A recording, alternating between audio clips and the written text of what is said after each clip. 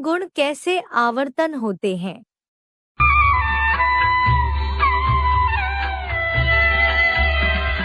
रजस्तमश्चाभिभूय सत्त्वं भवति भारत।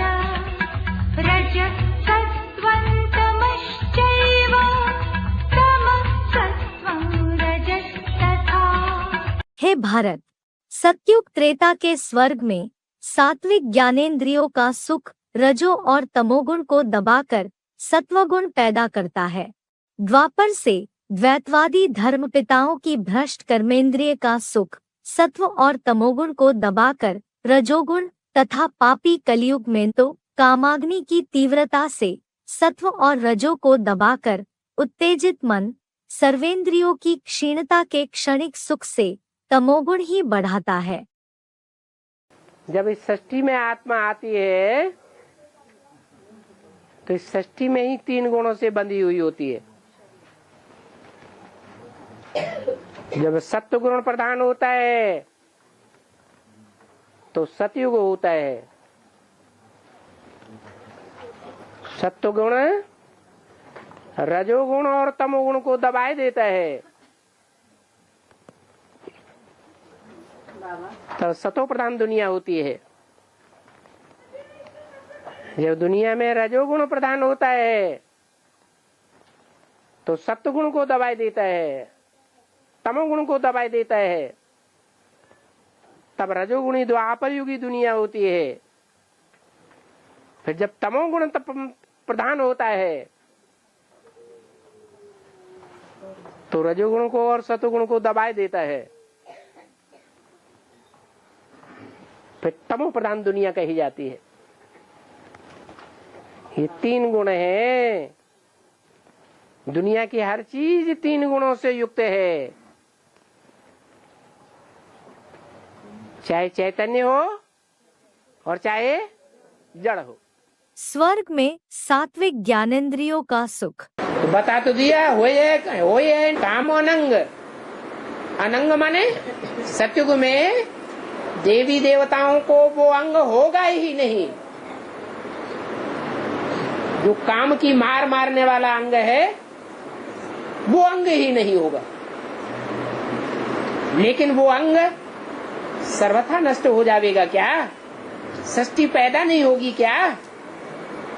सृष्टि तो होगी, परंतु वो सात्विक स्टेज में होगी। आंखों में वो कामना शक्ति पैदा हो जाती है, परंतु वो कामना शक्ति अव्यभिचारी होती है। राधा की दृष्टि कृष्ण में ही डूबती है, कृष्ण की दृष्टि राधा में ही डूबती है। इतनी सात्विक स्टेज हो जाती है। इसलिए बोला रति की प्रार्थना पर कि कामदेव कोई न कोई रूप में रहेगा तो, लेकिन अनंग रूप में होगा, अंग काम नहीं करेगा।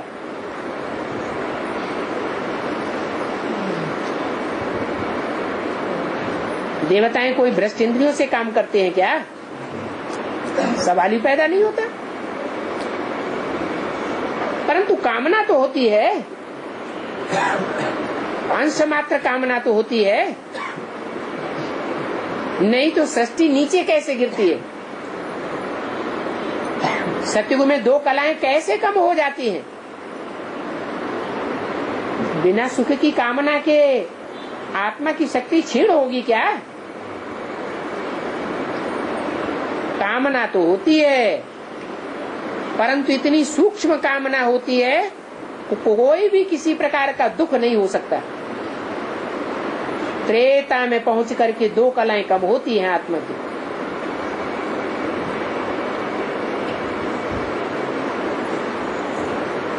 तब कामना बाहुपास तक पहुंचती है, शेष इंद्रियों से नीचे उतर जाती है।